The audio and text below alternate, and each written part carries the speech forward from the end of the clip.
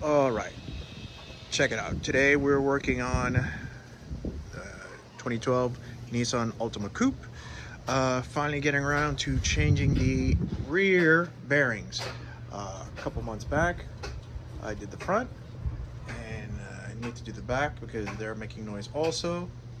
So might as well go ahead and do that.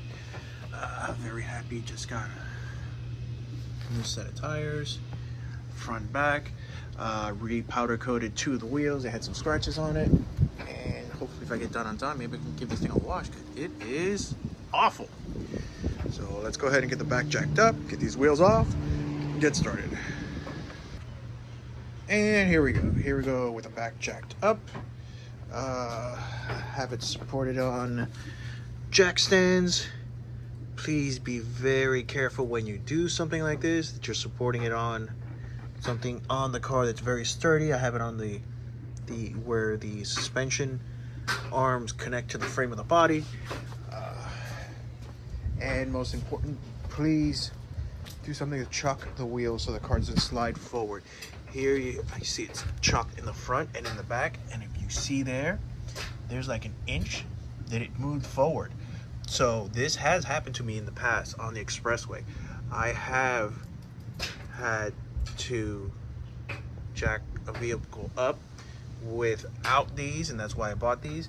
And just before I was able to bring the car down on the last lug, it fell off that jack and bent it.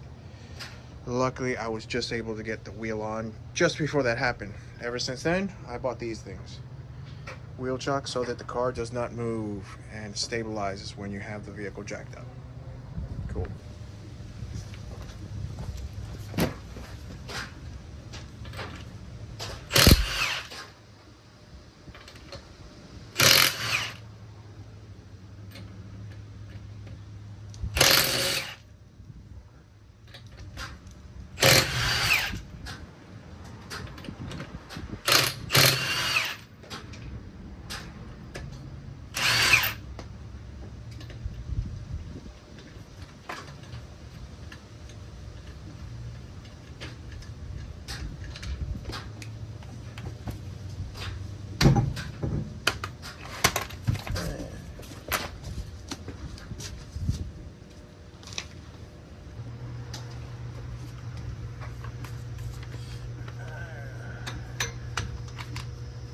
Remove the wheel spacer.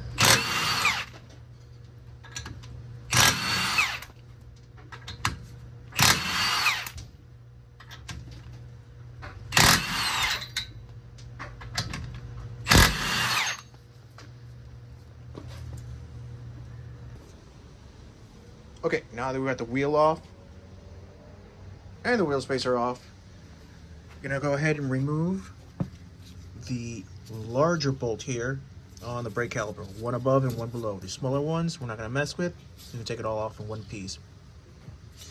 This is 19 millimeter, so I'm gonna hit that with the wrench here.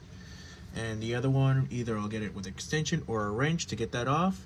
And since I'm gonna disconnect that, I'm also going to disconnect this wheel speed sensor before I break it, because I just don't want to buy another one. So since I'm doing that, I'll remove that and those two bolts. This whole brake caliper will come off in one piece. I'll tie it up out of the way so it doesn't get in our way.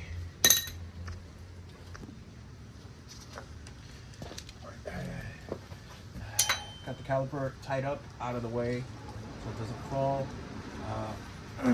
This thing's on there. I'm gonna have to hit this, loosen it up. I'm gonna pull this out. Do that now. Okay. After giving it a couple of gentle but assertive love taps with the mallet, certain spots of the disc, just keep rotating around, keep hitting it, and it'll eventually come loose. So here it is off. Go ahead, we're going to continue. Try and get them back in here and hit these bolts that are holding on the wheel hub assembly. You will see it.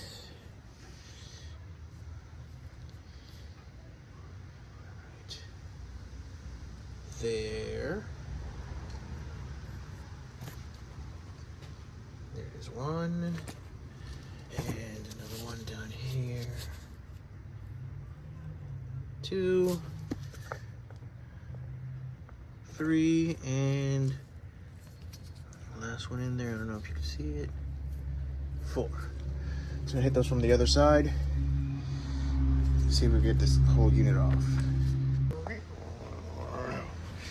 All right, and here, after a good subtle amount of love taps all around the bearing as it was sitting on the car, hit it from all different angles. Be very patient. You will have to hit it with something really solid, like a sledgehammer, a good couple times. Be very patient, but it will come off. You have to hit it on each side. Just keep rotating the effort around and keep hitting it on each side. Try not to hit these emergency brakes. I did that a couple times. I actually don't know how to change these. I should find out. But these brakes look like they're okay. I rarely use the emergency brakes.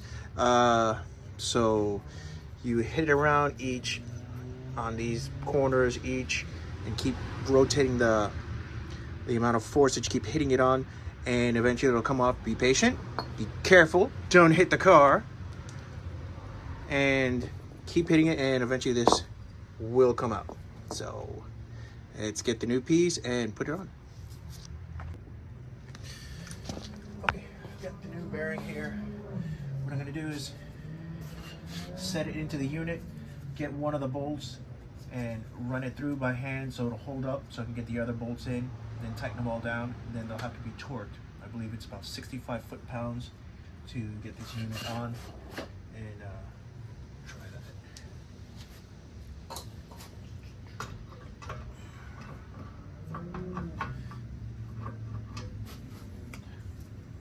This way's better.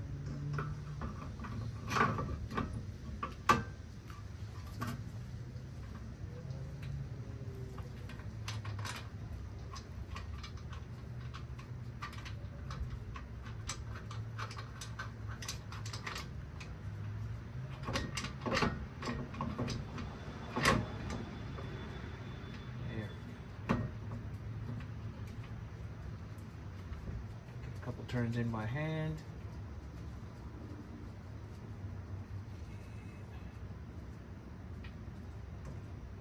She'll stay on by herself. And run the other bolts through, do the same thing. Then we'll go ahead and torque it down. Fantastic. So I was able to get the brakes back on. I did torque down the large bolts in the back. Luckily, I was able to get the brake pads on without having to compress the brake itself. Wheels back on. I'm gonna go ahead and throw the wheel spacer on, torque that down. Alright, put this here. Torque that wheel spacer down, and then put on the wheel. Torque those first. Torque these, and then torque the actual wheel down, and we'll be all done. Cool. This is not a terribly easy job, but it's not as an impossible job. If you have some mechanical experience, it's not absolutely necessary, but if you're mechanically inclined and want to save a lot of money, because this is an expensive job with the mechanics who charge about $100 an hour, give it a shot. If you got an afternoon, just do your best and see how it goes, and you might surprise yourself. Give it a shot. All right, so I just want to do a quick final shot.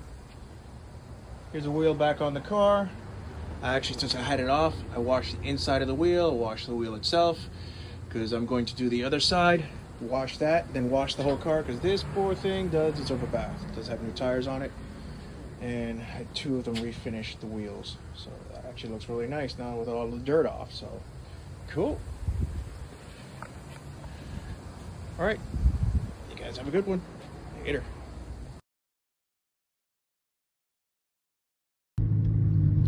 Okay, this is a video showing how much road noise this wheel bearing gives because it came defective. Once we get up to sea, you'll see how much noise it is. Even rolling at 25 miles an hour, there is an audible noise, and it gets worse with speed once we get up to speed.